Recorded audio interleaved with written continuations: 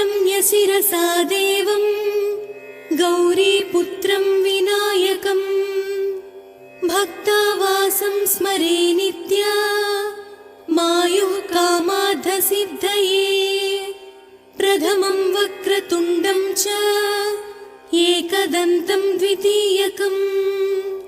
तृतीयं कृष्णपिङ्गाक्षं गजवक्त्रं चतुर्धकम्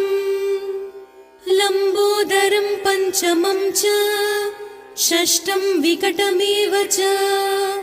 सप्तमं विघ्नराजं च